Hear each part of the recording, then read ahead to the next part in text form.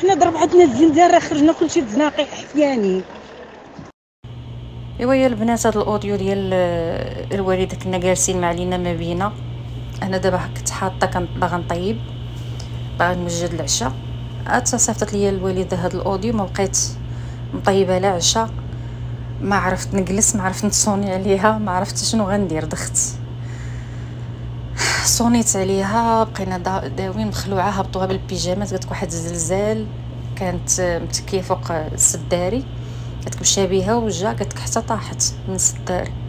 يعني واحد المهم جا خطير معي، مداير جا مجهد. هذا الزلزال هذه المره كان وقع واحد المره في خريبكا، ولكن هذه المره جا مجهد.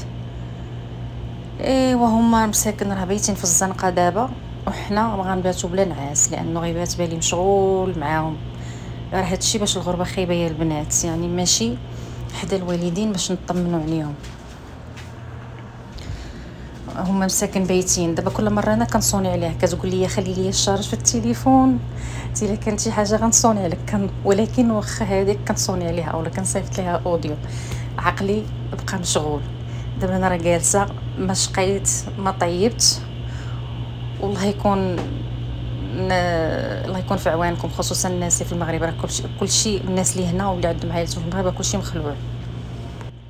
والمشكله دابا انا عيطت للوالده. حنا كنسحبوا الزلزال كاين غير في خريبكا.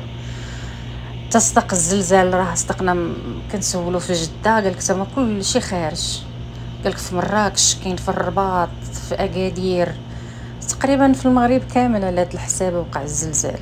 الناس راه كلشي خارجين برا مخلوعين.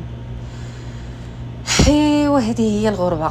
هذا هو يعني بعاد ما كاينش حتى كيفاش تقدري تمشي تشوفيهم ولكن الحمد لله على كل حال.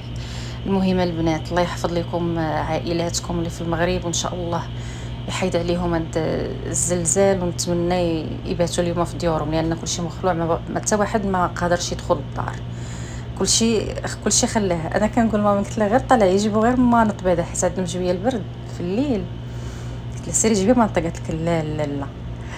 لبست بعدا هبطت الجلابه ولكن ما هبطوش المانط. ايوا يا البنات، السلام عليكم.